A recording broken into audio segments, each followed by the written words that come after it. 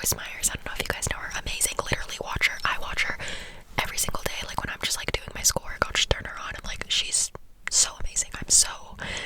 I love her. And I was watching a sermon by her today and it was like non-believers, like people who don't believe in God, it's usually because something bad has happened in their life, whether that be during their childhood or like something has happened and they feel like, oh well, if there's a God, then how could this have happened to me, right?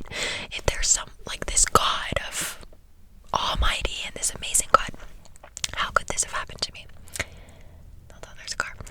And I get so like, I don't know, like people just see me recording.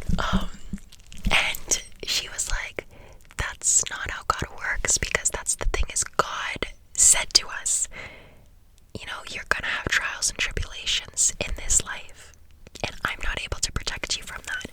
However, He is with us through it.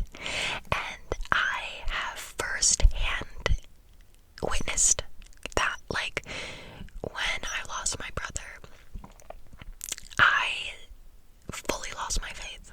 Like, I mean, did not believe.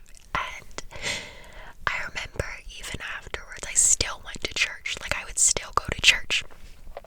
And I remember, like, even though I wasn't believing, I still leaned on God in that moment, because, like, a part of me believed, but then it was kind of just, like, exactly what Joyce said, like, well, how could this thing have happened?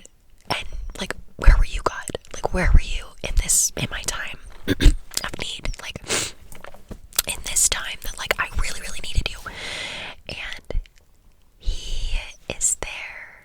That's the thing, is, like, God was there with me through that entire period of my life. And I didn't even realize it, because there was just so many things that have happened that, like, it's just so crazy. Like, God, like, I don't know, He was just there.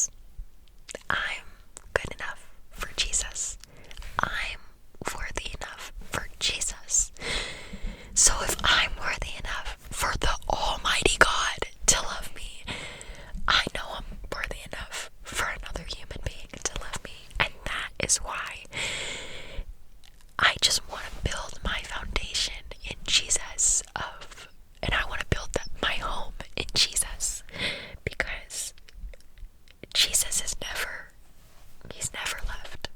He's always there. He's always good.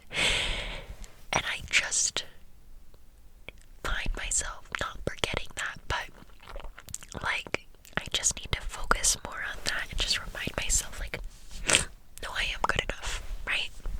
I know I'm good enough. I know I'm not deserving of this. I know I don't deserve to be treated like that.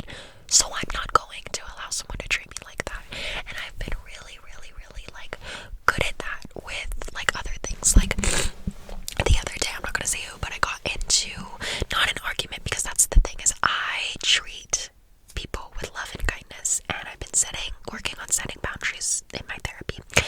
And we've been working on, like, if someone is going to treat me bad, I am not going to talk to them. That's just how it's going to be. I'm going to set that boundary of, if you can't talk to me with love and kindness as I do to you, I'm not going to talk to you.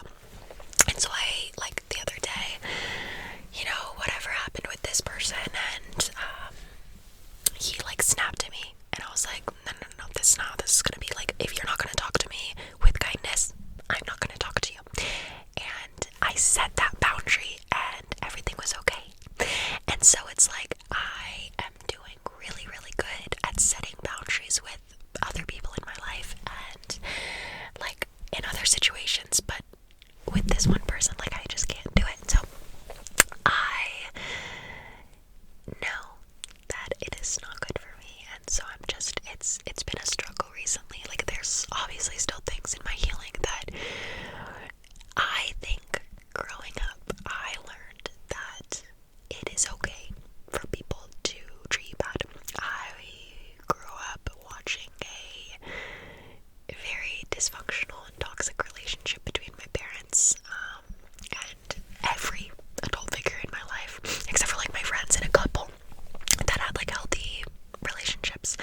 However, I grew up seeing this normalized relationship of just not a good relationship, and so I think that taught me that, like, I don't know, like, I don't even know, but I tend to